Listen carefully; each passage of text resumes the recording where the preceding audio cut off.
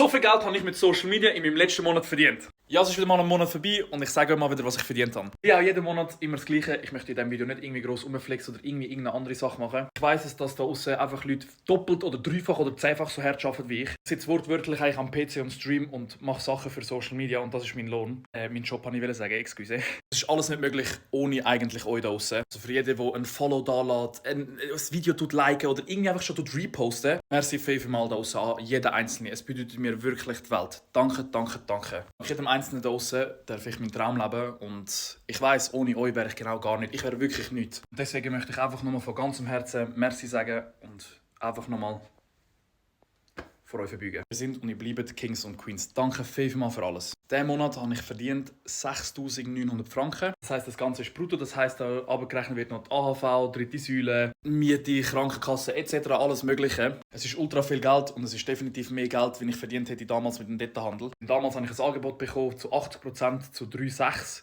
direkt nach meiner Lehre. Und dass ich jetzt mit 22 so viel Geld verdienen darf, schätze ich Unmengen. Danke vielmals. Ich weiss, es ist definitiv nicht selbstverständlich und ich möchte auch gar nicht irgendwie andeuten, dass mein Job einfach oder einfach auch schwierig ist. Wenn alle da draussen streamen, ist definitiv auch ab und zu natürlich mental ein bisschen schwierig. Wenn man denkt, oh Scheiße, was, wenn ich einen Fehler mache oder was, wenn irgendetwas passiert. Ich weiss, doch darf ich das nicht vergleichen mit Leuten, die auf dem Bau, im Spital oder irgendwo anders arbeiten. Auch die Leute, die zum Beispiel jetzt im Livestream hineinkommen auf TikTok und die ab und zu da eine Spende anlassen, das ist definitiv nicht normal und definitiv nicht selbstverständlich. So, und jetzt genießt euren Freitag. Ich hoffe, ihr habt alle Lohn bekommen. Macht euch noch ein definitiv schöneres Wochenende daraus. Danke vielmals für alles.